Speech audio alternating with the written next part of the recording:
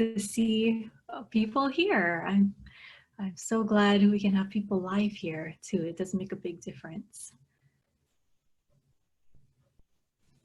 Yeah, I would love to get some feedback too if you guys are, while we're waiting to start, if you want to type in the chat box, make sure the chat feature works. Tell us how you found out about this webinar, because we posted on social media, we sent out an email last night. We were trying to put together as much of our new distance learning program as we could before we blasted that email out. So I know some folks got it late, but I think maybe 30 people had pre-registered by this morning. So the word was getting out there. So I'd love to know how you got it.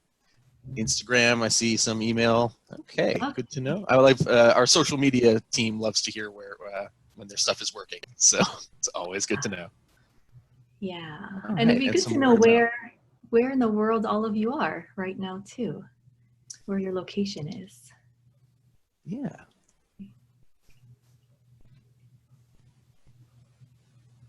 It's good to know the website is working as well. So we're mostly probably going to have California folks, but yeah, I'd love to know where else or where at. All up and down. Yeah, okay, good. I'm in Redondo Beach here.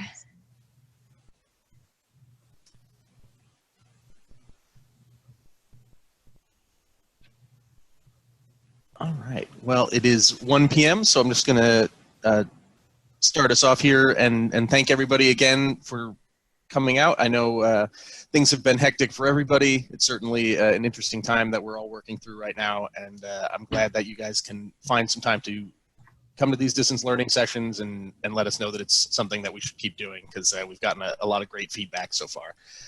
And yeah, we will be recording this for later. If anybody knows someone who couldn't make it, we will have the session up there on our website on the distance learning page. And otherwise, I will pass it off to Ami, who can share screen and do whatever you need.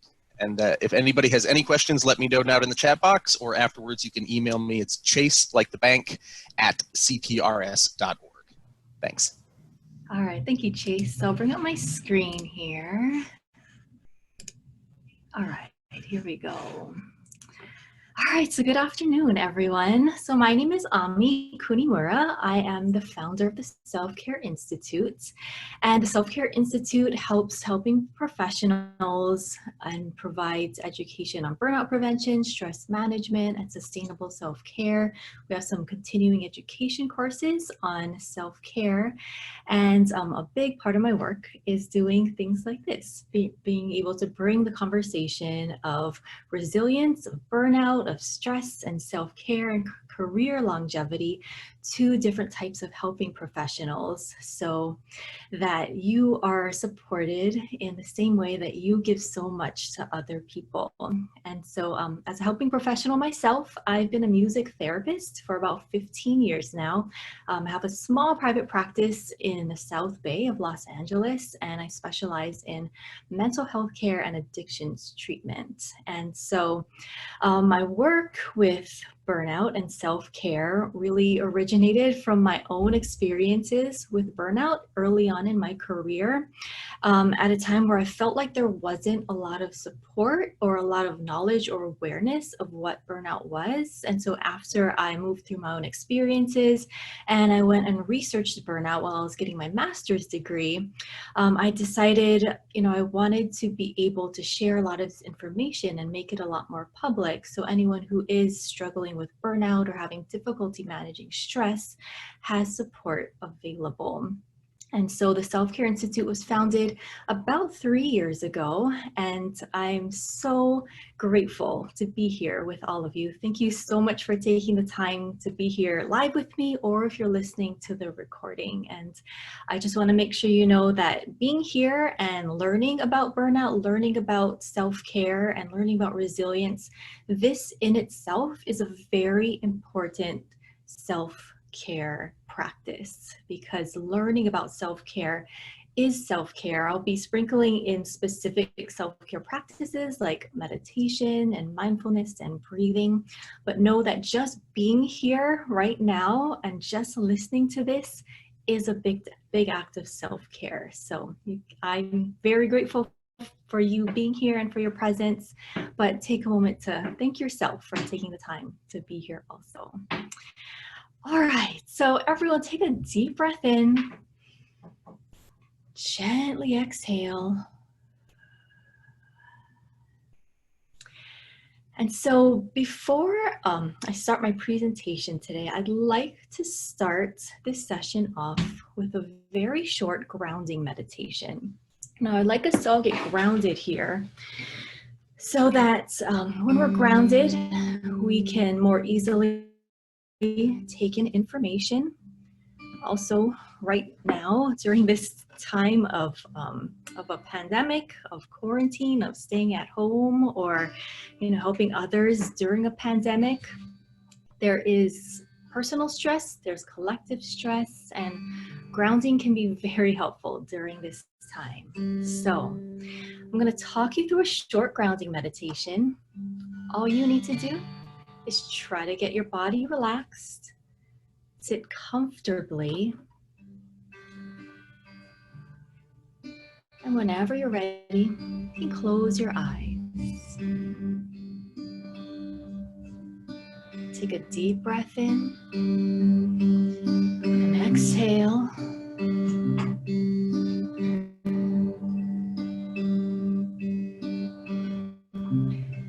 And adjust your body so you're sitting comfortably. And I'd like you to sit here with both feet touching the ground. And you can sit with a straight but relaxed posture and focus on the feeling of your feet on the floor.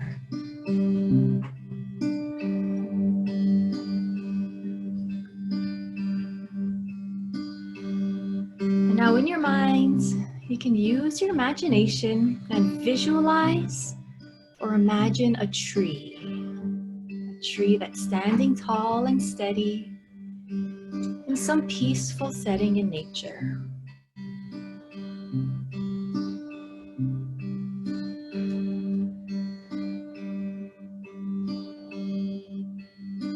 And take a moment to observe this tree.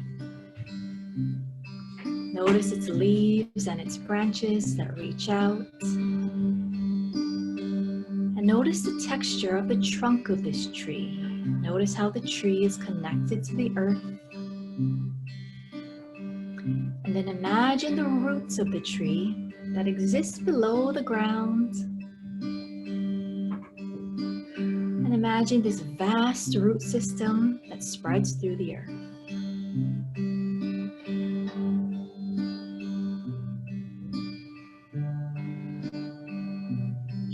And then imagine yourself in this place in nature, just imagining that you're there with this tree, feeling your feet directly on the earth, and feel a physical connection to the earth through your feet. And allow this connection to be there. And then you can discharge anything from your body or mind that you want to let go of right now, sending it into the earth, knowing that the ground beneath you is there to support you in any way you need. And then imagine your own energetic roots grounding into the earth, like roots of a tree, keeping you steady, bringing nourishment up to your body and up to your mind. And allow your body to receive what it needs.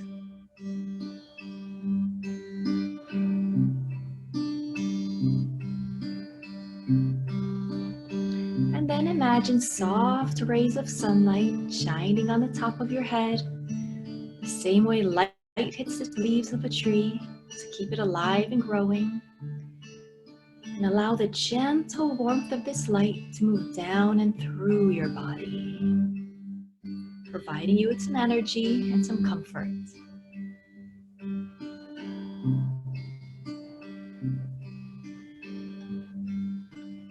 And so let the energy of the sunlight from above, the energy of the earth below, to meet and stabilize in your core. And take a deep breath in and slowly exhale. Now keeping your eyes closed for just a moment more, gently let go of the imagery coming back into your body and into the present moment. And sit with yourself here, feeling steady, feeling strong and centered. And now take a deep breath in through your nose. And as you exhale, you can gently open your eyes.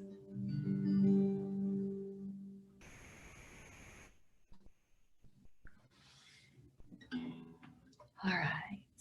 So again, coming back into the present moment.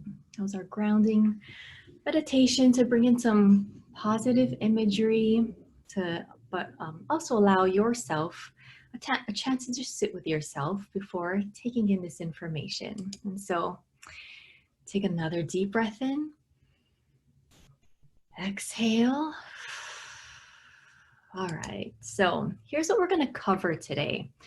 I'm going to sort of break this session up into two parts. Our first part is exploring burnout and stress. So I'm going to go over our risk factors, symptoms, considerations for a recreation therapist regarding burnout and stress management. And then the second part of this session will focus on essential self-care for resilience. We're going to look at what self-care is, considerations for you, and research-based self-care practices. And so here are the learning outcomes that we're aiming for. We're going to aim for identifying and understanding the risk factors, symptoms, and consequences of occupational burnout. We're going to look at expanding your self-care knowledge and tools that you need for burnout prevention and stress management. And then we're going to be practicing research-based self-care techniques that support personal and professional resiliency. And so when it comes to burnout, when it comes to stress and self-care, all of these things are very big topics with a lot of information. And I'm going to be sharing a lot of information and knowledge with you today. But what I don't want is at the end, of this 90 minutes for your brain to just feel too full and that feeling where you've got a lot of information that you don't even know what you learned. So what I'd like us to do is just get anchored in information that really matters to you right now. So throughout this presentation, you're going to be identifying 10 self-care anchors that you can take as tangible takeaways from this presentation. So what I'd like everyone to do is if you can get out a sheet of paper and at the top you can write down my self-care anchors, or you can put your actual name here, your name, self-care anchors, and make a list of 1 through 10. And then we'll be going through each one of these one at a time. I'll be telling you what your self-care anchors are or helping you identify what they are. And then at the end of this presentation, you'll have a list of these 10 very specific things that you can take away from this, along with all the other knowledge and information that we're going to be talking about. All right, so your first self-care anchor here, number 1, is grounding, and that's what we already started with. Now, grounding is a therapeutic technique to help you feel more calm, more centered. The meditation we did is one way you can help ground yourself. An image like a tree is grounding because a tree is literally grounded in the earth with a root system. It's an image that's easy for us to wrap our minds around, but there's different ways to ground yourself too, other than meditation. But we can ground yourself by doing some deep breathing. Sometimes movement can be grounding too, or journaling, self-reflection. But when we're grounding ourselves, we're really looking at what types of practices can help us feel more centered rather than more scattered. And I highly recommend grounding. Number 1, before asking your brain to learn or function or do something important. And grounding before and after work can be very helpful too. Grounding before work can help you be more present at work. Grounding after work can help you let go of your workday and then be more present at home. So with this in mind, and I also wanted us to get grounded before we talk about the subjects of burnout and stress, because burnout and stress, these two words can feel kind of heavy. Sometimes they can feel negative or just not very pleasant. And so if we can approach these two words and these two topics from a more grounded space, we'll be able to conceptualize them a little bit better. So I'm going to go over what burnout is and what stress is so that we can understand what we are aiming for when we're talking about self-care and resilience. And so here's a very brief history of the word burnout. So Herbert Freudenberger was the first person to use the word burnout to describe professionals who were being fatigued from their own jobs. Now, he used this term in the 1970s, and in the 1970s, before burnout was used to describe professionals, the word burnout was being used to describe people who were struggling with drug or alcohol abuse. And Herbert Freudenberger was a clinician working in New York City, and he noticed that some of his colleagues who were working in addiction actually had very big similarities to the clients they were serving with addiction, where they were experiencing a lack of motivation and an emotional or mental, physical exhaustion. And so Freudenberger here was the first person to use the word burnout. And I'm going to read this here. He defined burnout as physical, emotional, and mental exhaustion caused by the job demands of human service workers who help people with psychological, social, and physical needs. So with this definition, this includes most helping professionals or almost anybody who works with other people. Then, more recently, just last year in 2019, the World Health Organization included burnout in the International Classification for Diseases, or the ICD-11. And so in the ICD-11, burnout, it's not classified as a diagnosable disease or disorder, but burnout is classified as a syndrome. So a syndrome is something that's characterized by certain symptoms. And so burnout in the ICD-11 is characterized by the symptoms of exhaustion or depleted energy, feelings of negativity or cynicism about one's job, and reduced professional efficacy. Now, with burnout, it is important to know that burnout can be measured. In the 1980s, the Maslow burnout inventory was invented to measure burnout on 3 subscales, and these subscales match up with the symptoms that are described by the World Health Organization. So burnout can be measured by the amount of emotional exhaustion someone's feeling. Burnout can be measured by depersonalization. So this means having like a negative or cynical attitude towards your work. And then burnout can be measured by a feeling of reduced personal accomplishment at work. So I'm gonna now go over the risk factors, the symptoms, and the consequences of burnout. Now, as you can see here, there are quite a few risk factors, and these are just some of them. There are actually quite a few more risk factors, and when it comes to our own personal risk for burnout, we all have our own personal risks that might pertain just to you. But I want to be clear here, when we talk about risk factors for burnout, some of this can seem kind of scary and negative, but risk doesn't mean that you're having burnout, and risk isn't necessarily a bad thing, because risk can often mean that you're putting yourself out there and that you're doing something, that you're taking a chance on either yourself or someone else. And I'm not here to tell you to not take risks, but we just need to be mindful of how we can manage our risk when it's possible. Like, for example, when it's appropriate to, we do want to be able to leave our houses and, go and drive somewhere, but just getting in our car and driving somewhere, there's risk involved in that. But we can do things like putting on our seatbelt to help reduce the risk of injury should something happen.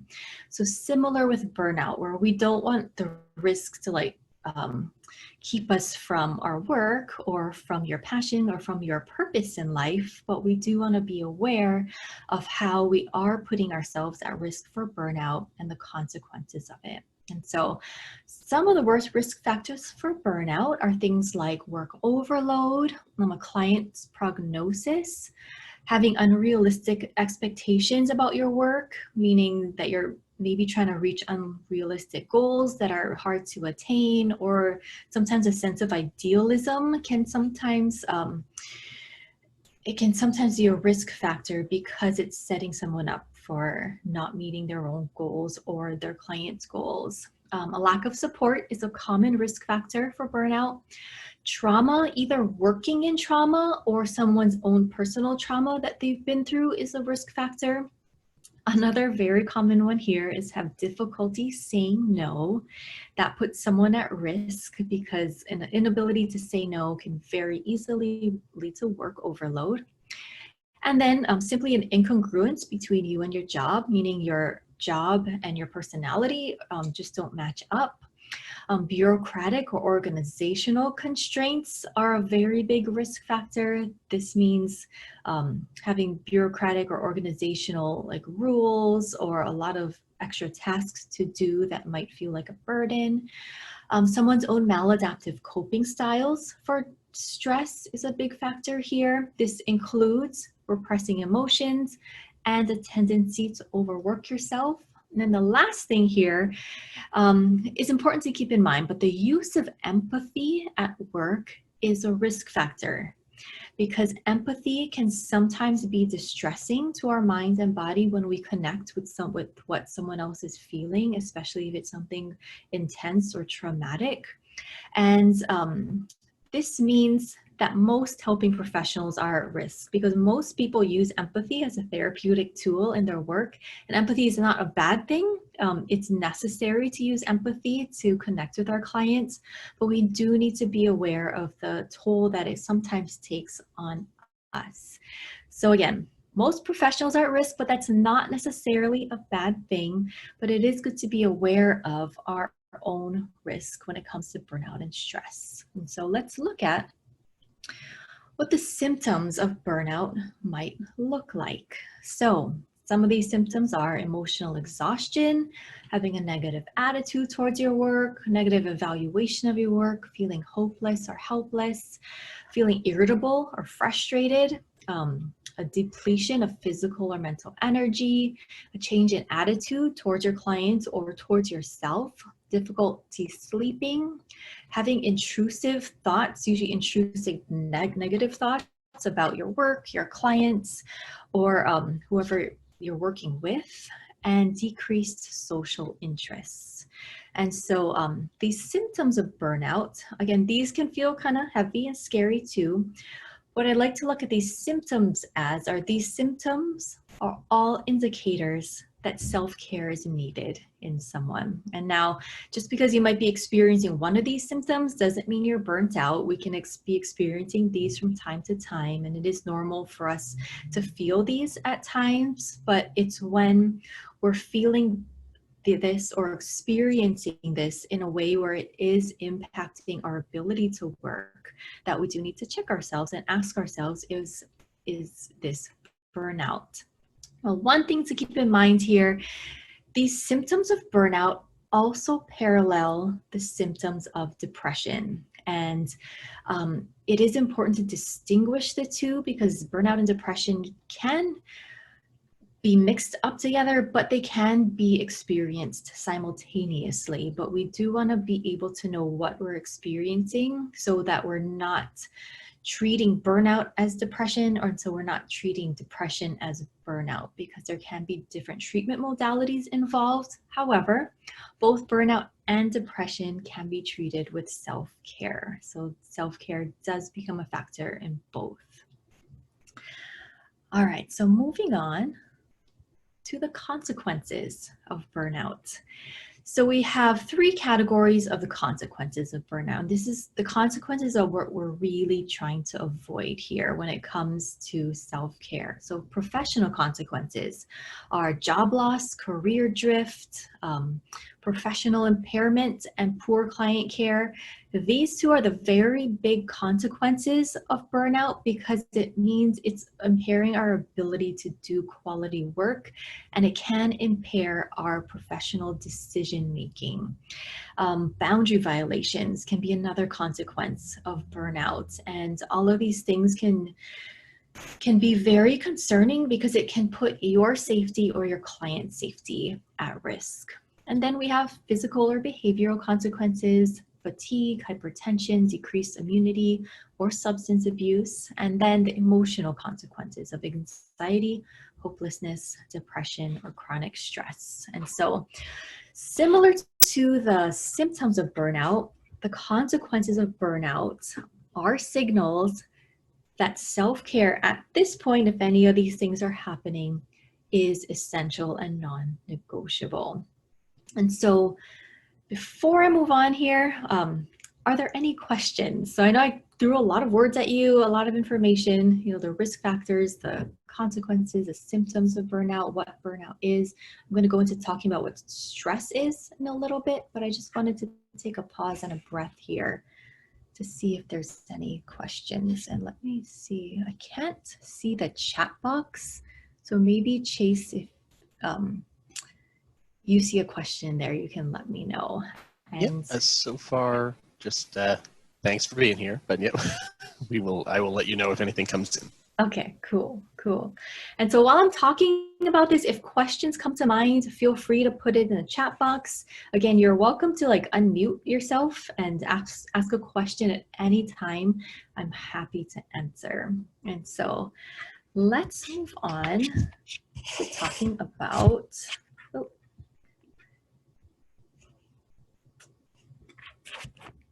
actually, before I get to stress, we're going to talk about considerations specifically for recreation therapists. So there are other variables that can influence burnout in a way, like, for example, a doctor or nurse might not deal with these certain issues because, sorry, my cat is playing with my papers here. So when we look at specific considerations for recreation therapists, number one, we need to look at the idea of being a professional minority. And so this means that you are a professional minority group, and I can relate to this being a music therapist, where it can be a common experience for you to either be at work or even in your personal life. And if you say, I'm a recreation therapist or a rec therapist, some people might not know what you're talking about, and you might need to explain what it is you do for work. And that might not seem like a big deal, but sometimes explaining yourself or sometimes being misunderstood when you're constantly explaining yourself can get tiring. And it is a factor to keep in mind that this is something that you need to do that other professionals don't necessarily have to do. For example, someone was a nurse and they said that we generally understand what their occupation is.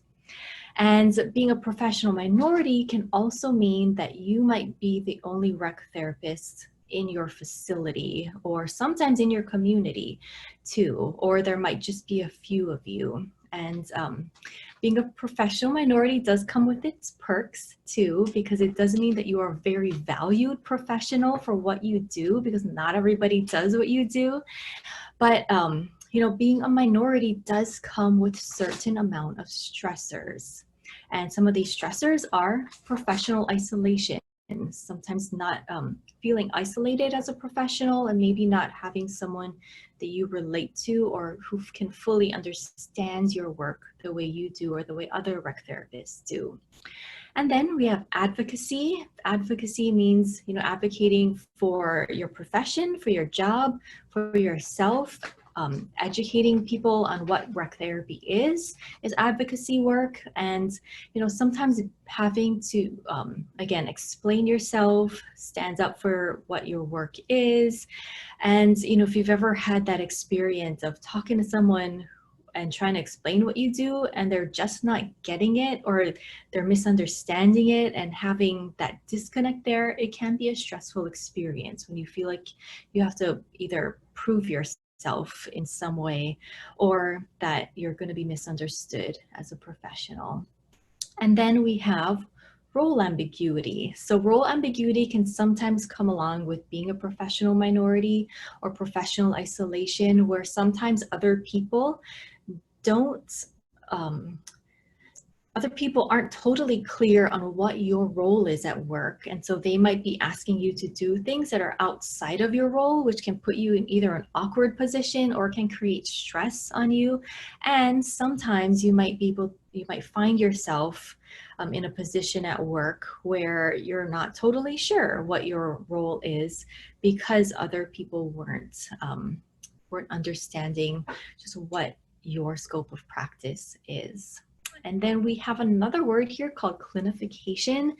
And clinification means, what you do for fun or for enjoyment or for recreation becomes what you do at work. And then your relationship to what you did for fun or for recreation changes because you now have this professional relationship with it, or because it's what you did at work. And it's likely that you chose your profession for a certain reason, but sometimes that reason can get lost when what we used to do for fun now becomes more clinical and clinified in our own minds. And so we approach our own interests in a different way. And so we just need to be aware of how that manifests in regards especially to how we participate in our own self-care.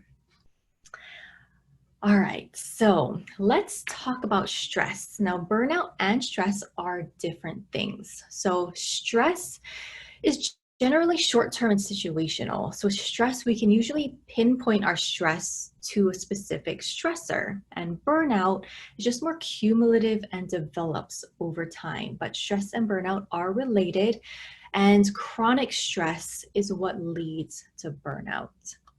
So when we're talking about stress, again, stress in general can be short-term and situational, but not always. But stress is not 100% bad. So there is some good stress, and we do want a certain amount of stress in our lives in order to challenge us and in order to grow and push out of our comfort zones. That some stress can be good, for example, starting a new job, or starting a family, or something like getting married or starting a new relationship. This can cause a certain amount of stress because change itself can be stressful. But that doesn't mean we're going to avoid all change or avoid all stress because stress is bad. What we want to do is to be able to manage the stress rather than completely avoid it. So again, there's good stress that can help us grow as human beings, but the bad stress are things like getting stressed out about things that we don't have control over, and that happening for a long period of time, where it leads to chronic stress, because chronic stress can be very harmful to our physical health and to our mental health. So again, here, when it comes to stress management, we're not trying to avoid all stress. That's also very unrealistic. We do want to be able to consciously choose to participate in things that cause some good stress, but to be aware of the bad stress as it's happening, especially when it's leading to chronic stress. So again, these two words, burnout and stress, they can kind of feel like this. They can feel heavy, very daunting. It can sometimes feel like something's broken or not working. And so what I want to be careful of when we talk about something like burnout and stress is we want to be careful of shaming ourselves, that if we're feeling burnt out, it means something's wrong with us, or that we can't handle something, or that we're looking at stress as, again, thinking that like we're broken or something's wrong or missing, or looking at this as being like an all-consuming bad thing. Now, it can sometimes feel like that, but what I'd like to present to you now is this idea of holding this idea of burnout and stress feeling this way, but we want to simultaneously look at burnout and stress as also being messengers. So they're not just these bad things that come into our life that causes us all kinds of problems, but really burnout and stress happen because our bodies, our minds, and sometimes our souls are trying to tell us something. And it's when we don't listen to what burnout and stress are trying to tell us that those consequences happen. And so this can be similar to like the experience of pain. So pain itself is very helpful to us because it gives our bodies feedback in order to change. So for example, if you were to like, step on something sharp with your bare foot, you feel pain in the bottom of your foot and you would know immediately to lift your foot up so you don't keep stepping on it and hurting your foot. Burnout and stress can be similar, where there's a message coming in saying, hey, like something needs to change in regards to your environment or your own behavior because this isn't good for you. And so when we're able to treat burnout and stress as messengers, this brings in a little bit more compassion and allows us to avoid some of the shame that can come with burnout and stress and can help us almost embrace this experience so we can learn from it rather than pushing it away and then just keep doing what we're doing and making it worse. So with this in mind, your self-care anchor number 2 is that burnout and stress can be messengers. And a little while later in this session, we're going to be looking at what are burnout and stress trying to tell you. So again, burnout and stress can be messengers. You can write this down on your number 2 self-care anchor. And again, this helps us approach burnout and stress with more compassion and more curiosity so we can better move into self-care and figure out what to do about it. And so what to do about burnout. So here are 5 general things that I recommend, and we're going to get more to the specifics of this. But number 1 is if you feel like you're experiencing any of the symptoms or consequences of burnout, to talk about it, to not go through this alone in your own head and allow this to become like this deep, dark secret that's happening within you. I encourage you to not go through it alone and be able to talk about and dialogue with somebody. It can be helpful to talk about this with a colleague who understands what you do, either a colleague at work or someone maybe you went to school with, or I also highly recommend professional support. So talking about it with a therapist or clinical supervisor can be very helpful here.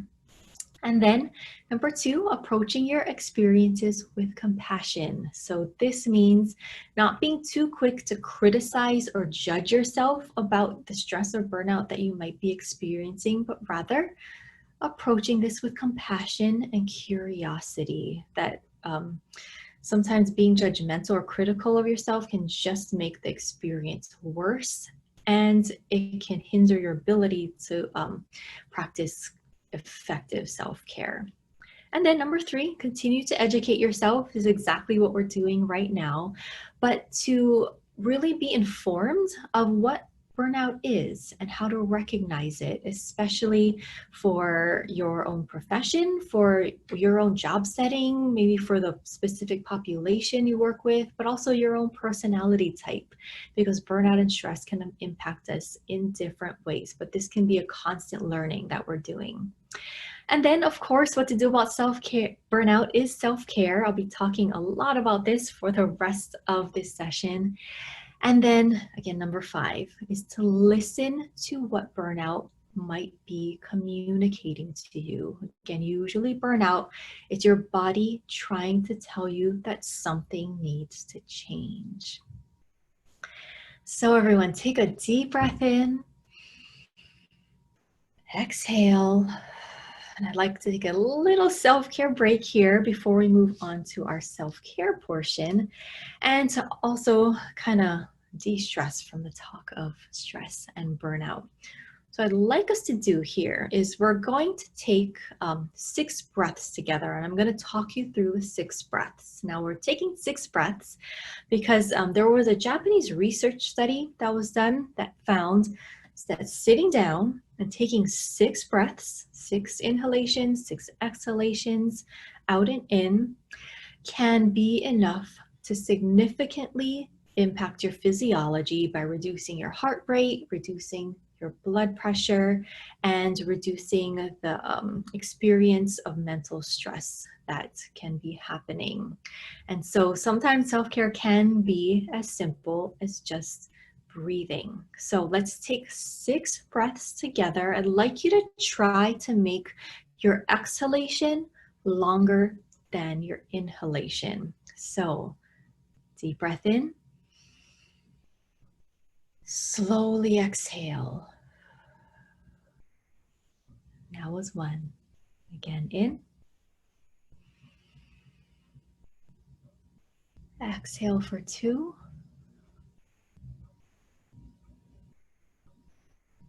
And in. Exhale for 3. And then count 3 breaths at your own pace. Just consciously paying attention to your breath.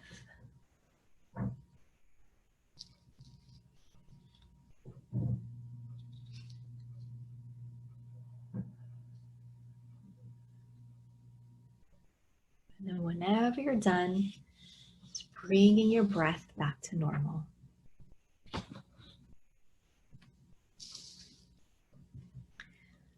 All right, so again, 6 breaths are enough to change your physiology in a moment. And breathing can be an especially helpful self-care practice because you can do this anytime, no matter where you are. Like, for example, if you are having a stressful moment at work, either in a session or in a meeting or when you're meeting with a client, you can be counting your breaths to yourself in your mind without the other person knowing. And it's something that's easy to go to because we're always breathing. Usually we're taking it for granted, but when we take control over our own breath, we're taking more control over our experience of stress and our experience of the present moment. And so your self-care anchor number 3 is remembering to take 6 breaths, and that you can take these 6 breaths anytime you need to. You can write this down now.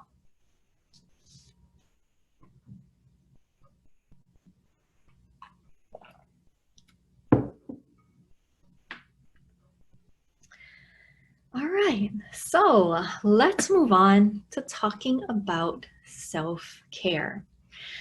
Now, this word has been used very frequently, and it's sometimes a little overused and oftentimes misunderstood.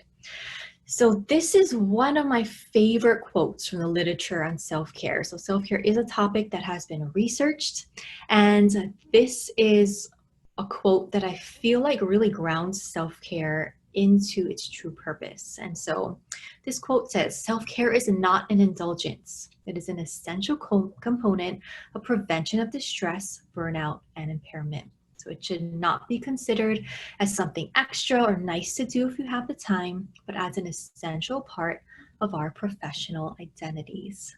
So again, an essential part of our professional identities. So here is a definition of self-care we can work with here. So self-care is caring for yourself in your personal and professional roles with compassionate action and mentality. So taking a look at this definition, we have a few components here. So again, this means caring for yourself in your personal roles and your professional roles. So it's both at work and at home. So self-care is not just something that happens in your personal life for fun, but self-care is something that happens at work too. And then we have compassionate action and mentality. So self-care it's not just the things we do. We often think of what can we do for self-care as far as our action goes, but self-care also involves our mentality. So this involves our self-talk, the way we treat ourselves, and the dialogue that we have in our head, whether or not we're speaking kindly to ourselves or how hard we are on ourselves or the way we treat ourselves when we make a mistake. And so again, self-care includes our personal and professional lives and includes our behaviors and our mindset. And I have 8 considerations when it comes to self-care here. And so number 1 is that you do not need to earn self-care. There is this misconception of self-care that we often need to earn it, like we need to earn our relaxation with hard work, or that, we need to do something in order to get something. And now self-care can be used as a reward, and I highly recommend you using self-care as a reward when you need to, but this doesn't mean we need to earn self-care. And so from the day you were born on this planet, you were born with the right to kindness, to respect, for caring, and that means kindness and respect for caring towards yourself. Then number 2 here is that self-care is a choice to do what's best for you. And so self-care, unfortunately, it's not always what you want to be doing. It's a choice to do what's best for you. And so an example of this is, sometimes after a long day at work, if you come home feeling tired and stressed and you want to unwind, one common thing we do is, turn on the TV and watch some Netflix. And sometimes watching Netflix can turn into binge watching some type of TV show and staying up really late and then being tired the next day.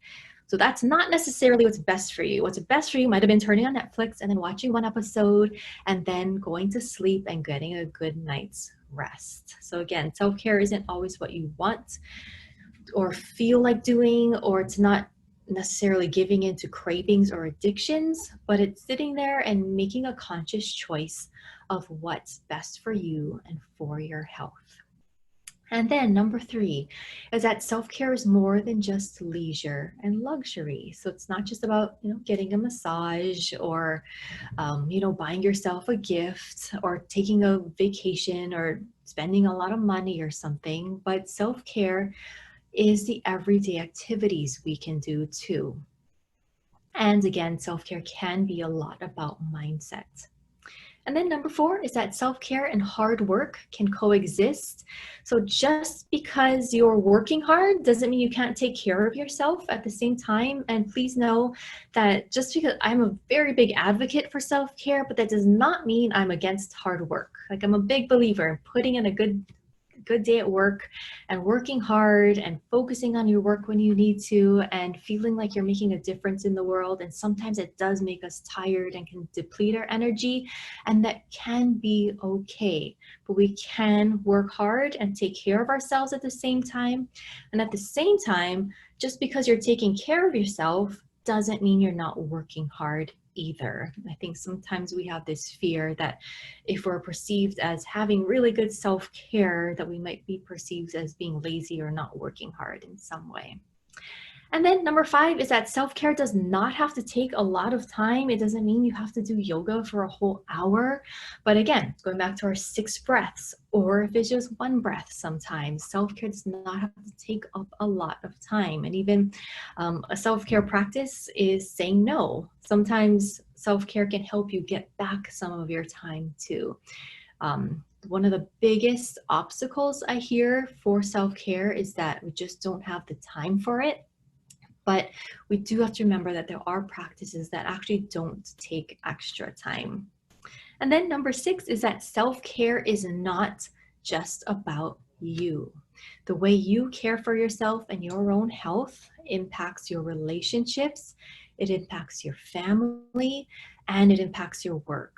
And so your self-care, it impacts your ability to do quality work. It impacts your ability to be present with your clients and to help them reach their goals. And so self-care is not just about you. Also, your own self-care, especially right now, when you're caring for your own health, you are contributing to your community's health and to the global health that exists in the moment.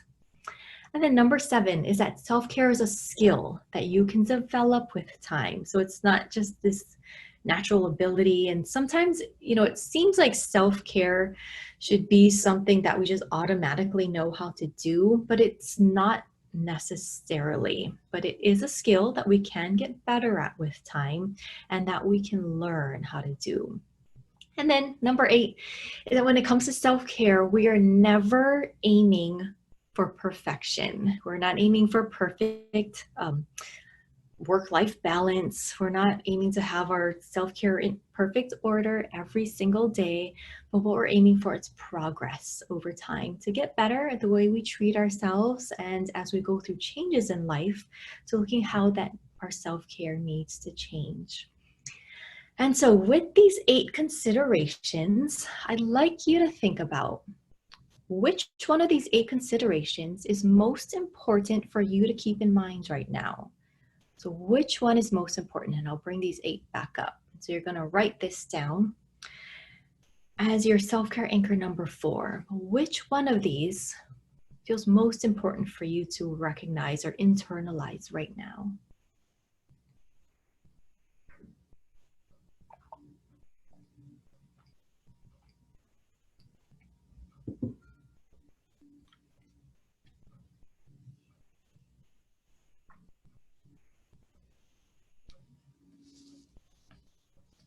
And if you'd like to, you're welcome to share this in the chat box. I'm curious to know which one of these stand out to you. So feel free to share. Which one of these considerations feels most important to you right now? And so with these considerations, oh, here we go. Now I can see the chat box. Yeah, so Cindy says you do not need to earn self-care. Amy said to aim for progress. Yeah.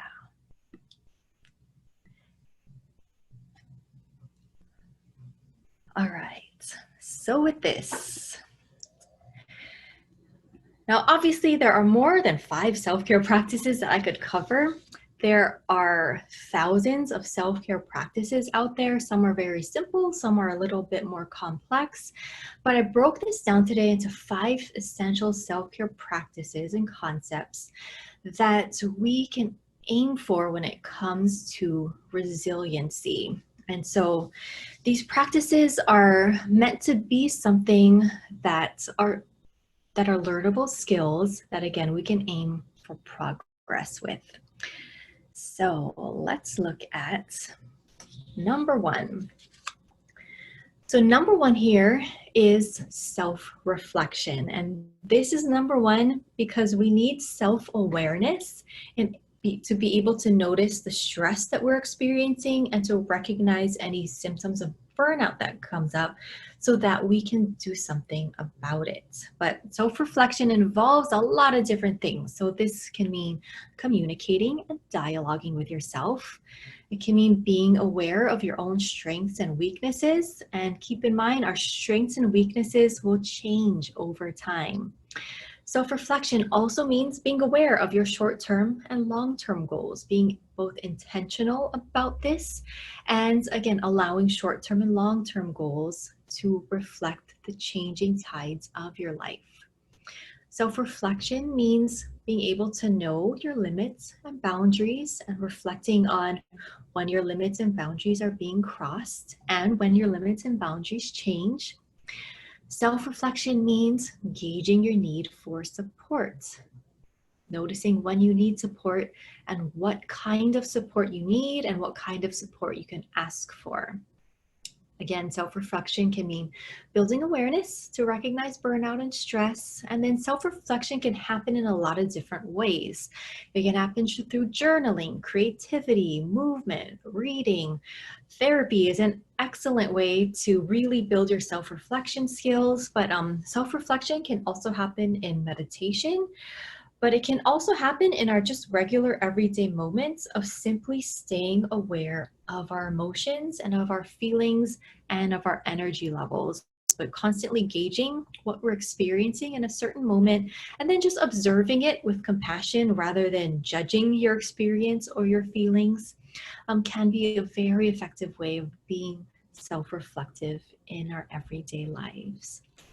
And so when it comes to self-reflection, for number 5, your number 5 self-care anchor, what's one way you can practice self-reflection, or what's one of these points that feels the most important to you right now.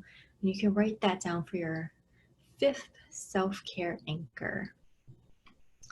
But what's either one way you can practice self-reflection, or it's one of these points that feels important to you right now when it comes to self-reflection.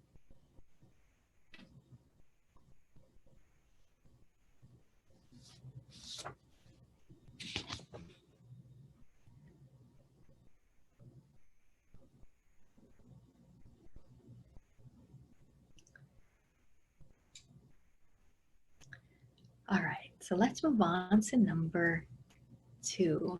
So number 2 is sleep. So sleep as an essential practice for resiliency is something that is non-negotiable here. So we need sleep for our physical health and for our mental health. So be able to function properly at work and in our own relationships and at home, we need sleep. So this means getting enough sleep. So the National Institute for Sleep recommends getting 7 to 9 hours of sleep per night for adults. Now, this also means getting quality sleep, getting restful sleep. And also feel free to leave in the chat box right now if you're having any difficulty sleeping over the past month. I've heard of a lot of people having maybe extra vivid dreams, having lucid dreams, or having extremely like disturbing or stressful dreams because of the pandemic, because of the stress and the uncertainty that's happening. And although sleep is so essential for us, one of the biggest problems we can encounter is that when we need sleep the most, sometimes it's hardest to get. And so this can mean in times of stress, when our body needs the healing that sleep can bring, it can be so hard to fall asleep because there's a lot going on in our head where it won't let our bodies fall asleep. Or there can be certain life situations like, becoming a new parent, when it would be very nice to get a lot of sleep during a big time of transition, especially for women if your body needs to heal. But you can become very easily sleep deprived because of the changes that are involved. Now, what we can look at when it comes to sleep is something called sleep hygiene. And this means how you're taking care of yourself in regards to getting enough sleep and getting quality sleep. So here are just some general recommendations for healthy sleep hygiene. Now, I would recommend unplugging 30 minutes before going to bed. Now, an ideal would be 1 hour of no screen time, no electronics, but I know that can be really difficult to get a whole hour. So at a bare minimum, aiming for 20 to 30 minutes before going to sleep, turning off your devices and winding down at the end of the day. And this allows your brain to start winding down. It allows your brain to start the process of relaxation, because it can be a little bit unfair to just lay down in bed right away and expect yourself to fall asleep immediately when there's a lot of stuff running through your head. Now, self-reflection can come in here as part of your wind down process. Now, self-reflection can be journaling or something creative, or even just, having a conversation with someone at the end of the day to help bring the day to a close. And then we also need to look at waking up. So this means not checking your phone immediately upon waking up, because just like it's unfair to expect your mind and your body to fall asleep right away, it's also not fair to your body and mind to be abruptly woken up by looking at your screen and everything that's inside of your phone and all the information that's there. And so calming your mind is really important when it comes to going to sleep and waking up. This can be a very compassionate exercise in order to treat your mind and body with respect, and again, not being able to jolt it into wakefulness and not expecting it to fall asleep right away.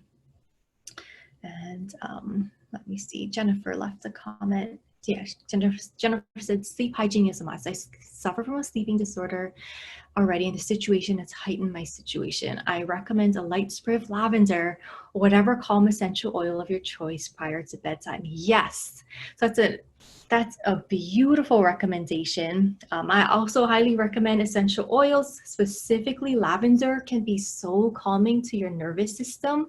And then I like your recommendation of a light spray of lavender, because what it does is it engages your senses. And then when this becomes a part of your nighttime routine, it sets up a trigger for your brain. Your brain will, smell a smell like lavender, and then it'll know it's going to be time to go to sleep pretty soon, and so your body can wind down. So we can do this with essential oils, or we can also do this with something like music, having like a going to sleep song or a waking up song, but we can create these environmental factors that can help create a signal within our mind and body of going to sleep. Stacy says, I have a very bad habit of falling asleep watching TV. This is very common. Now, first of all, for some people, for some reason, having the TV on can help you fall asleep. Now, if you do need this to fall asleep and you're able to put a sleep timer on, and this is okay with anyone else who might be in the room with you, this can be okay if for some reason this helps you fall asleep. Now, if you can, again, putting that sleep timer on or dimming the screen of your TV so it's not too bright, that can help get better quality sleep. But in general, it's better not to have electronics on. If you can try and wean yourself off of it. But at the same time too, especially right now, if something works, then it works. And we want to prioritize your sleep over these types of rules about sleep hygiene. And so Priscilla said 30 minutes. I needed to hear this. Yes. So it can help to set a sleep alarm. So, having a bedtime sort of set in your mind, and then putting an alarm like the way you would put an alarm to wake up. You can put an alarm on your phone of when it's time to turn everything off. And Vincent said, I have fallen asleep with the phone so active in my hand. Yes, that happens too.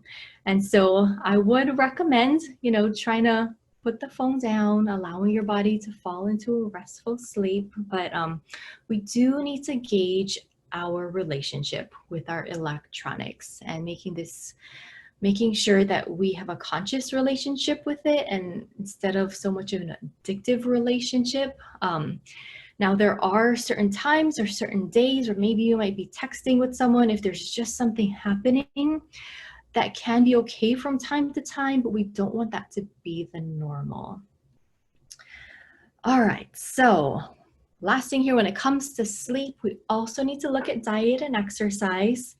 And now, these are the big three things when it comes to self-care, with diet, exercise, and sleep. Now, I would say sleep could be the most important of all of these, because what we eat does influence how we sleep, and our exercise also influences our quality of sleep. And so I highly recommend trying your best not to eat too much refined sugar that can influence your sleep, and to try to not consume any caffeine or sugar after 3 p.m. This includes chocolate, unfortunately. But also get to know your body. It might be sooner than 3 p.m. For me, I can't have any caffeine after noon, or I have a very hard time sleeping. I'm very sensitive to caffeine. So just know your own sensitivities when it comes to diet. Now, when it comes to exercise, we have, again, this 30-minute rule. 30 minutes of exercise can really help you fall asleep. It can get that excess energy out and help you get more quality sleep and help you fall asleep too. Priscilla said, I just received a sleep mask and the blackout has done wonders for my sleep. So yes, sleeping in as much darkness as you can and keeping your room cool can help your body rejuvenate better when you're sleeping. All right, so when it comes to sleep, number 6, your self-care anchor here is to identify one way you can improve your sleep hygiene. So again, number 6, It's one way you can improve your sleep hygiene. And I'll bring this screen back in case you need to look at it.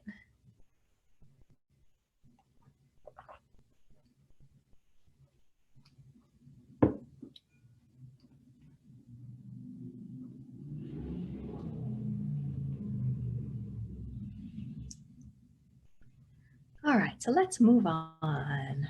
Number 3 is our big B word. So an essential self-care practice for resiliency is boundaries. So what boundaries are, and this is Brene Brown's definition, is boundaries are the relational lines that determine what's okay and what's not okay in our interactions and relationships with ourselves and with others. And so I'm going to go over 2 categories of boundaries. First, we're going to look at setting boundaries with ourselves and then setting boundaries with other people. So when it comes to setting boundaries with yourself, here are some examples of boundaries you can have with yourself. So you can have a boundary of permission to be imperfect, allowing yourself to make mistakes, maintaining a manageable workload, saying no, permission to be human, and how you treat your body and your mind. So remember, we can keep boundaries with ourselves. We can determine what's okay and what's not okay in regards to how we treat ourselves. And a good example here is saying no. And we can have boundaries around what we say yes to. We don't have to go by this. Some of us can sort of operate by this internal rule of having to say yes to everything, but we can question that and look at some boundaries around that and seeing, what can we say no to? What's manageable for us right now? And, how are we allowing ourselves to be imperfect? How hard are we? Sometimes when we're too hard on ourselves, when we make a mistake, it means that our boundary has been crossed somehow with ourselves. And then we have boundaries with other people. So we have our physical boundaries. So this is the amount of physical space that you're comfortable with, that you feel is respectful when you're interacting with someone. So right now, this has really changed. Our physical boundaries have really changed. This is the first time I've talked about physical boundaries since we've had physical distancing instituted, but right now we can be very aware of when these boundaries are crossed and what is comfortable for you. For you, your own personal rule might be more than 6 feet for you to feel comfortable and safe. And, being able to implement that, it's going to be important for your self-care. If somebody is getting too close to you and that's causing you stress. And we have time boundaries. So time boundaries can mean, especially at work, not working overtime without pay, keeping your work hours sacred and within a certain boundary so that it's not impacting your personal hours too much. And time boundaries can also be dealing with, people who are late. When someone is late to an appointment or late showing up for you, sometimes it can be a violation of your time boundaries when they're not respecting that. Time boundaries can also mean, keeping sessions or meetings to their appropriate time and not going over unless it's communicated in some way. And then boundaries within your scope of practice, especially at work, staying within your own scope of practice and what you're comfortable with as far as your own professional skills, and not going outside of that into where you feel like things might be an ethical violation or something, because that can be very stressful to yourself. And then we have our energetic boundaries, being careful of who we communicate with, of who drains our energy, and, setting up boundaries in regards to who is getting our energy, how much energy we're allocating to other people, to ourselves, to our families, to our loved ones, and being careful to limit your interaction with people who do drain you energetically, or putting up certain energy boundaries to keep yourself safe around people who drain you or stress you out. And then we have our emotional boundaries. So emotional boundaries can mean not taking on the emotions of other people's as your own and internalizing them and then carrying all this emotional burden of other people. but it can mean honoring your own boundaries too. And, if you are feeling a certain way on a certain day, knowing that your emotional resources are different from day to day, and then shifting your boundaries around that. And then we have privacy boundaries, and this is the amount of information that you're comfortable sharing with people, especially at work, whether it's your clients or your coworkers, and honoring what that means for you. We all have different types of privacy boundaries, and some privacy boundaries are mandated, but we also have some that are up to ourselves too. So when it comes to boundaries, what do you feel like is a boundary you need to improve upon? Now, this can be a boundary with yourself, can be a boundary with somebody else. What's one boundary you feel like you need to improve upon? You can write this down as your self-care anchor number 7.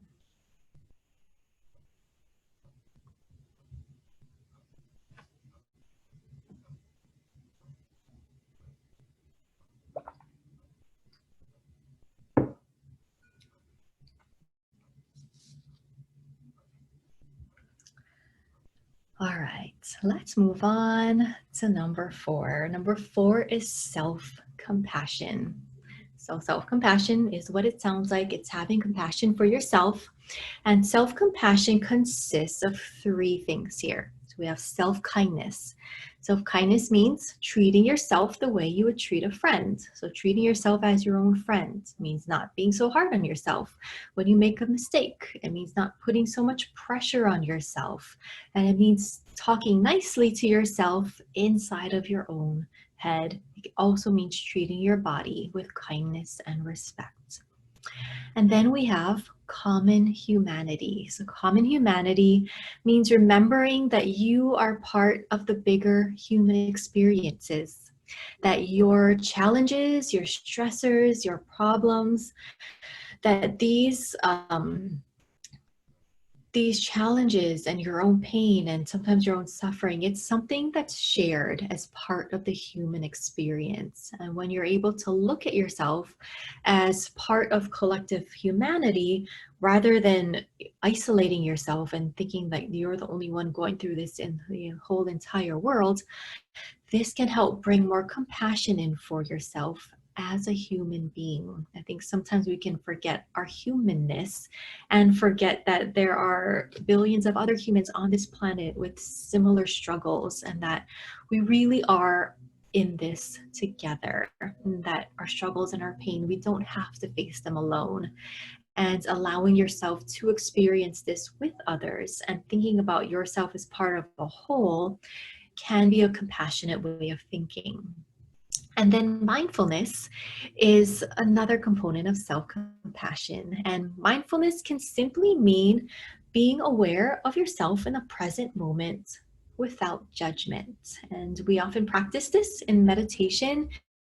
And being mindful can mean being able to sit there and noticing your thoughts and noticing your body and being aware of what's there, and trying not to do that with criticism or judgment, but just from this observational state, and being able to observe yourself without the criticism, without the judgment, can be a huge act of self-compassion. So again, we have self-kindness, common humanity, and mindfulness.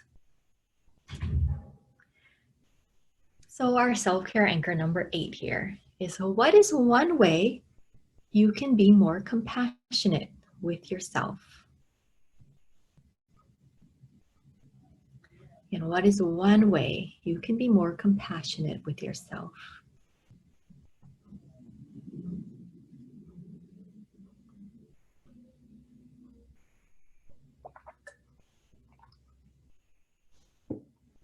Yes, you can see the previous slide. Here you go. So self-compassion, self-kindness, common humanity, and mindfulness. So how can you be more compassionate with yourself? So this might be being more kind to yourself, maybe in some specific way. This might mean being able to see yourself as part of the collective humanity, that your pain and that your own struggles are shared as part of the human experience. Or being more compassionate with yourself through mindfulness, being able to observe yourself rather than being judgmental or being critical. And also being aware. Mindfulness can also mean tolerating your own feelings and being able to sit with yourself even when you are feeling difficult emotions.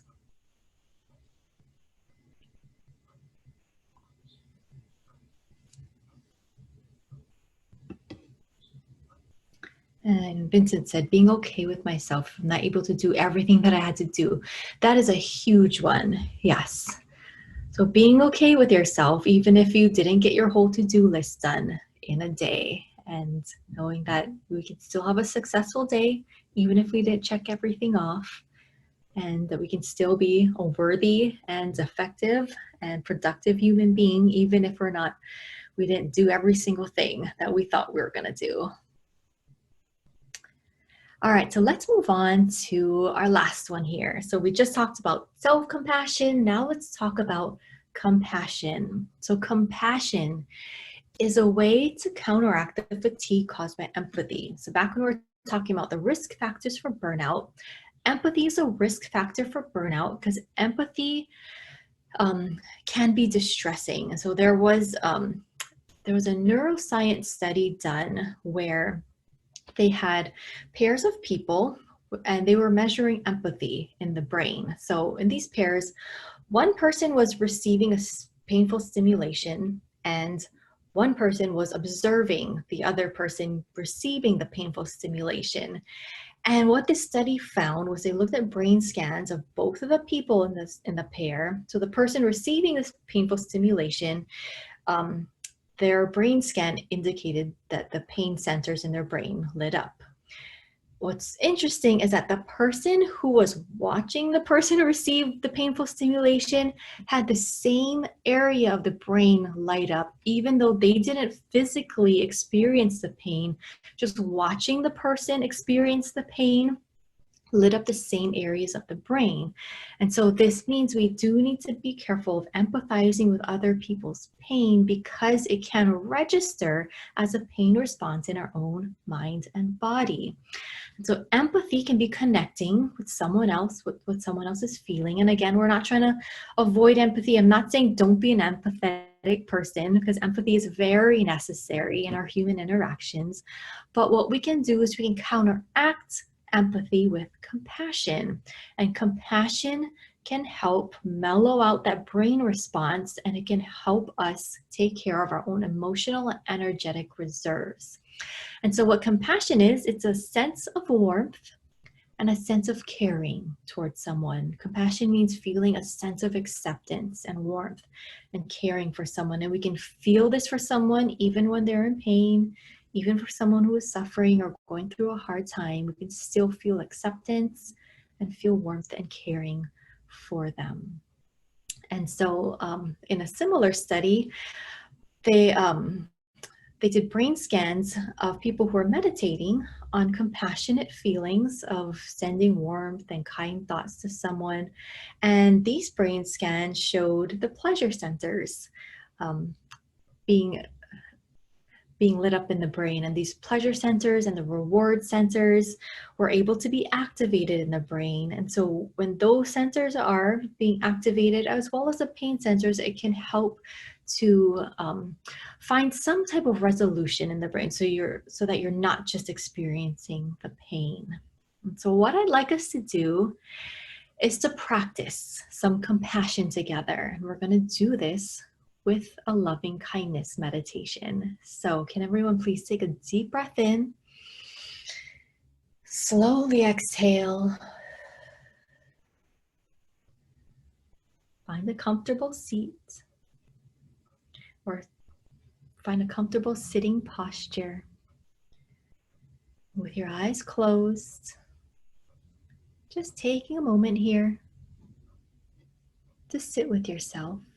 And what we're going to do for this loving kindness meditation is we're going to think of specific people and then we're going to repeat specific phrases to them. And you can just do this silently in your head. So first, I'd like you to bring your attention to yourself. If you'd like to, you can place one hand over your heart. Now directing these phrases towards yourself, think about yourself and repeat these phrases to yourself after me.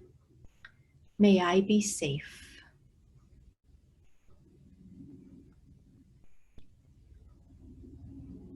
May I be well.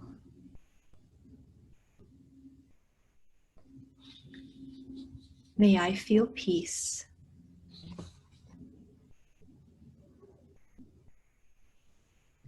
May I be kind to myself.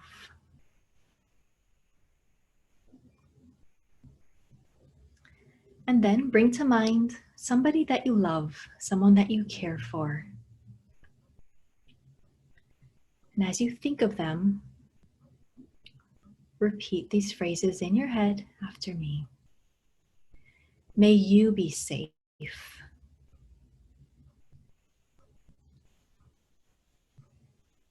May you be well.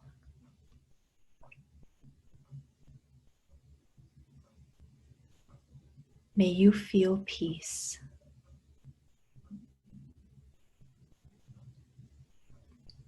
May you be kind to yourself.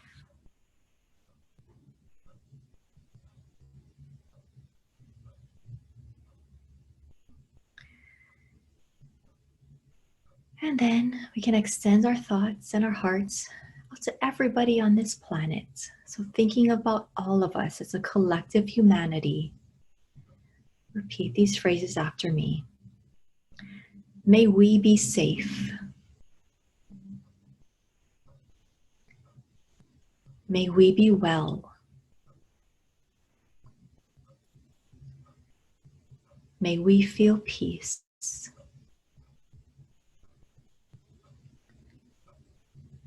May we be kind to ourselves. You can take a deep breath in. As you exhale, you can gently open your eyes. And so this is a compassion practice of wishing people well, sending these warm thoughts. It can almost feel like a prayer. And so your number 9 self-care anchor here is loving kindness. Knowing that you have access to this at any time. This also doesn't have to be in a meditation. Sometimes getting in a meditative state can help because it can really help yourself feel that compassion while you're giving it out. But you can literally say these things to other people. You can also think these thoughts or think these phrases when you're working with someone and they're having a difficult time. But thinking about these very compassionate phrases that bring in acceptance of the person. All right, so everyone take a deep breath in. Slowly exhale.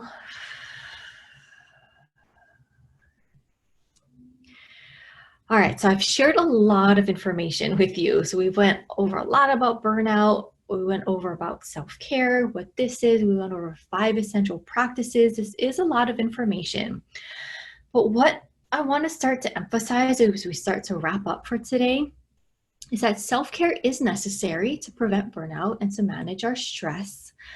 But stress management and burnout are not the number 1 goals of self-care. And so we're not just practicing self-care so that we don't burn out or so that we're protecting ourselves from stress.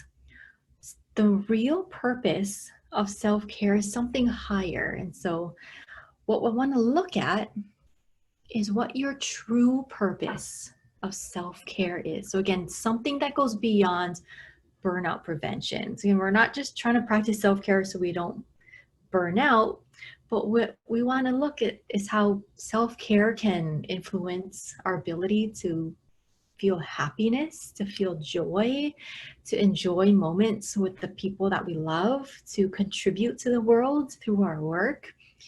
But looking at your true purpose of self-care, we're keeping this bigger picture in mind, and we're really looking at the why of what self-care is and why self-care is important for you, and a reason that goes beyond burnout prevention. So again, some examples of having a true purpose of self-care is to experience happiness and joy. Practicing self-care so that when you are healthy, you are better able to be present with your loved ones. Your true purpose of self-care to enjoy whatever time we have here in this life. Or, self-care can help us give us more energy to experience life and to contribute your gifts in meaningful ways. So again, self-care is not just about how we're working or to avoid burnout. It's not just about stress. But we want to look at these bigger reasons for what the true purpose of self-care is. So I'd like you to think about and complete the sentence that's at the bottom here. So what is your true purpose for self-care? So what is taking care of yourself going to enable you to do? And this is going to be number 10. So you can write this down as number 10, your true purpose for self-care. So number 10 is going to be you completing the sentence here. And take a moment to write this down. And after you've written this down, share this in the chat box too. I'd like to see what we come up with here. But again, based on all this information here of what self-care is, what is your true purpose? There's a reason that goes beyond burnout prevention. Why is it important to you to practice self-care? This can, have to do with your family, with your own happiness, with your own existence.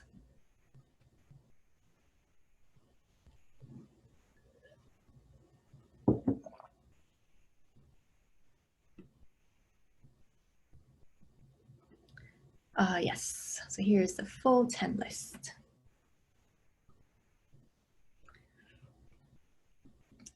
So again, when you have your true purpose for self-care down, share it in the chat box. I'd love to see a couple.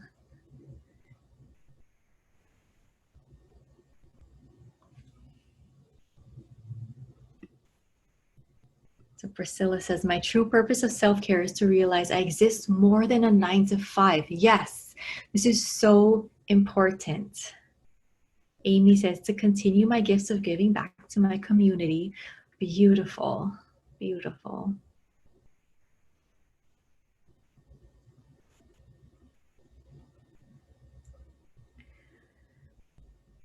All right, so before I move on, I want to just make sure we're not underestimating this statement that you're making here. And this is probably the most important statement that's here on your self-care anchors, because this is going to be your motivation for self-care.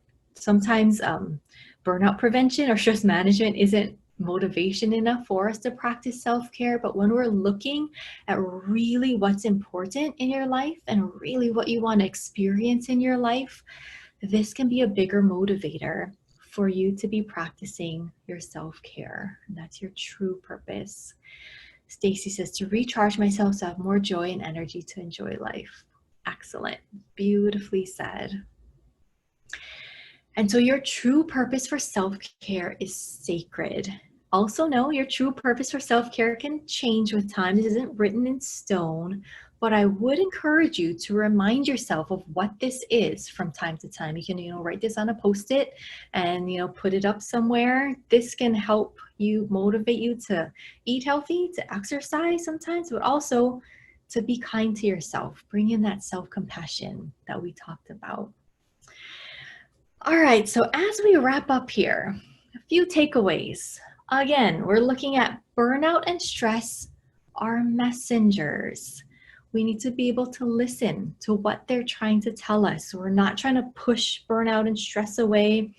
Or when they do happen, we want to compassionately embrace the experience and we want to listen to it. With this in mind, does anyone have any ideas that if you have experienced burnout, if you are experiencing burnout now, or any stress that you've experienced lately, what have burnout and stress been trying to tell you? You can share this in the chat box. What have burnout and stress been trying to tell you lately? What messages have you received?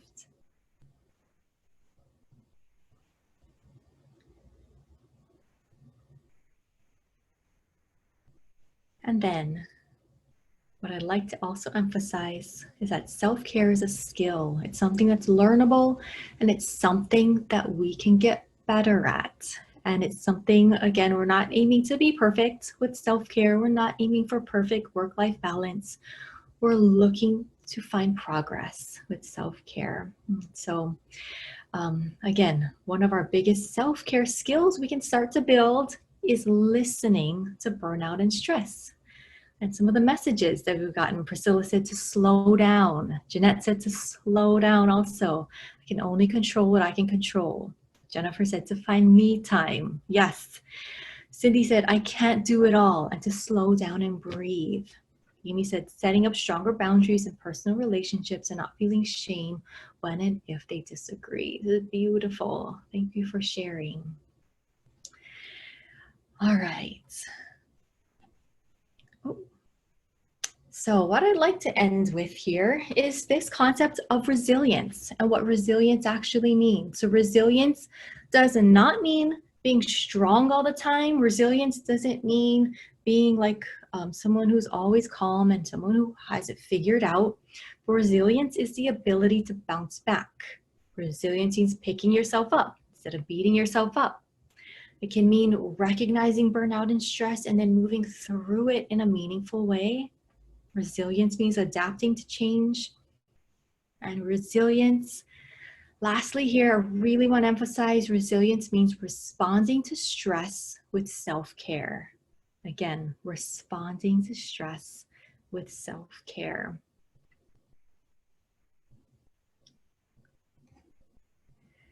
All right, so here are our 10 self-care anchors we came up with today. So everyone's list likely looks a little bit different. So this is personalized to yourself. I'd encourage you to revisit this over the next week to keep solidifying these self-care concepts within you. And then, as you visit these self-care anchors, sometimes you can use this as a goal setting exercise to choose one or two to work on and to really focus on in the next couple of weeks. And especially right now during this time to see what it is you need right now and what can be helpful to you. And so again, my name is Ami Kunimura. I'm the founder of the Self-Care Institute. You can find me at selfcareinstitute.com. I do have guided meditations available there for free. You can listen to anytime. I have a recording of the grounding meditation that we did at the very beginning here in case you ever want to revisit that. My email is here, ami@selfcareinstitute.com. You're welcome to email me with any questions, and I'm happy to do my best to address any. And I know we're coming up on our time. Now we're exactly at 90 minutes, but I'm happy to hang out for a few more minutes here and answer any questions that might come up. You're welcome to put this in the chat box or unmute yourself. And I'll see if there's any questions here before we close out for today.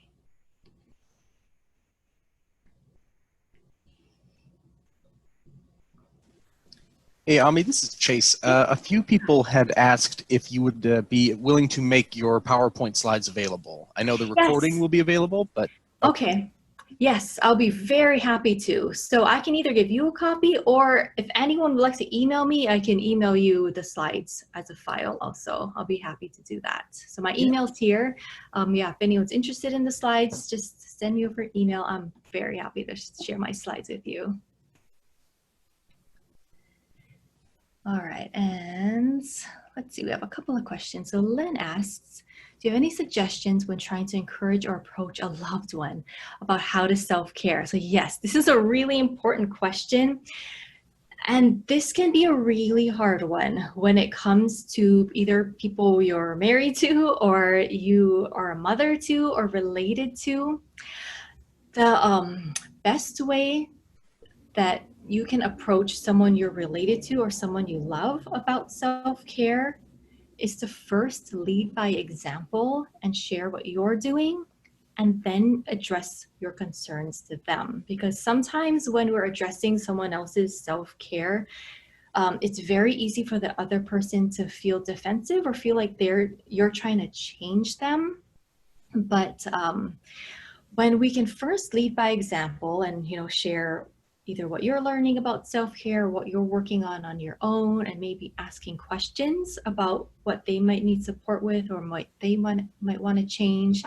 It can be a more open space rather than addressing what they might need help with, even when you can see it. And that's the thing, is we can see what other people need help with self-care and how someone else can improve their self-care so much easier than we can see it for ourselves or what they can see for themselves.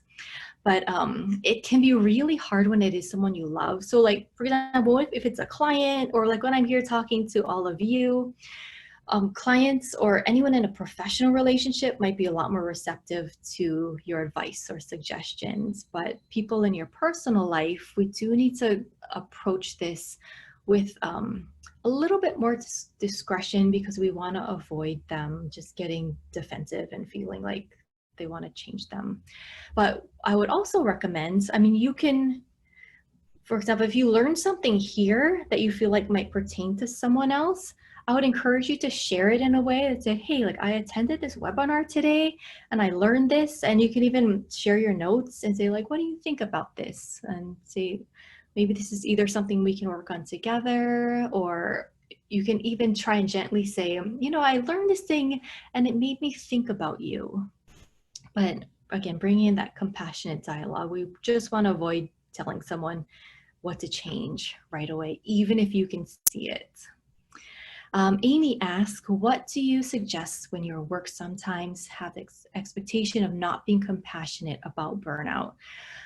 So unfortunately, this is very common, that there can be workplaces or organizations or companies that are not very compassionate about burnout or don't support proper self-care. Now, what I recommend is to try to control what you can, or if you can find a safe person in the organization to express your feelings to, or sometimes being able to go to like the HR department or your supervisor to talk about some of your concerns, because it's likely you're not the only one experiencing this, but there are work environments that are toxic and just not supportive of people's self-care. And there are work environments that, really can exacerbate somebody's burnout. And when, your own work is not being compassionate to you, that can be a very stressful experience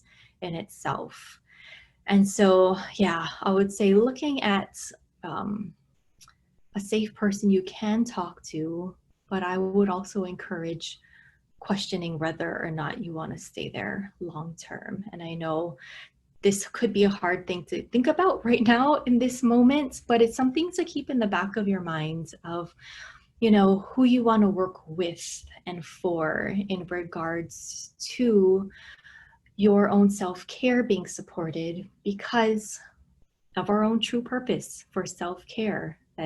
That something that is at risk if you're working for a certain company, because our true purpose for self-care really is something that's non-negotiable. But keeping that in the back of your mind, I'm not telling anyone to go quit your job or whatever. This is something that needs to be thought about, but first being able to do what you can as far as communicating with safe people in your workspace. So yes, so I'm seeing people, if you do want the slides, write down my email and then email me. I don't have a pen at the moment to write down your email addresses, or if the chat can be saved, or Chase, you could email me these email addresses. I will definitely be in touch with anyone who asked. And then this recording, as well as any supplemental materials like the slides, will go up on our CPRS distance learning page. And then we're also going to be starting an educational newsletter that will go out, and it'll talk about things like this session, things that are upcoming, as well as where to find the recordings of ones like this that have already gone through. All right, cool. And then I know recreation therapy folks, some of you are here and will be looking for CEUs. That's another communication that's coming very shortly. Probably by the end of this evening, we'll discuss how to do that. And then, yeah, everyone should be able to access this and gain some knowledge and some comfort from it. A lot of folks said it's very inspiring and useful. So thank you very much. Yeah, you're welcome. So again, you can find me at selfcareinstitute.com. I have a lot of free self-care resources. I have a specific self-care resource page for COVID-19 to help us dealing with the stress from this pandemic. I have some guided meditations, some articles. I also have a self-care hour that I do every Thursday. For right now, it's at 1 p.m. Pacific time, but all the information you can find at selfcareinstitute.com. And again, you have my email address. You're welcome to email me with any further questions. But again, I'd like to thank you for your presence here. Again, knowing that just coming here and learning about self-care and, you know, contemplating this information and questions, this was a huge act of self-care for yourself to just show up here and expose yourself to this information and to this knowledge. So I very much appreciate you being here and listening. I appreciate your presence, and, you know, thank you to all of you for being who you are in this world, for all that you're giving right now, and for being a positive force in this world. Excellent. Thank you very much, Ami. Thank you, everyone, for coming. Unless there are any other questions, I will end the meeting shortly, and then, yeah, reach out to anybody by email if you have any questions. All right. Got mine and Ami's. Thank you so much, Chase. And no thank problem. you, everyone. There was a question in the chat, if maybe Okay. you can address it, from Lynn and myself. Okay. Oh, control what you can? Yeah. Sorry, I got it. Never mind. I apologize. Okay. Oh, okay. Was your question answered? Yes. Sorry. Yes. Okay. Good. Good. Just making sure. All right. Well, if any further questions come up, it's likely that the bigger questions come up after the webinar is over, after you've had time to digest this information. Feel free to reach out. But everyone, thank you for being here. Thank you for valuing your self-care. Thank you for being who you are. Excellent. Thanks a lot, everybody. Bye-bye. Bye.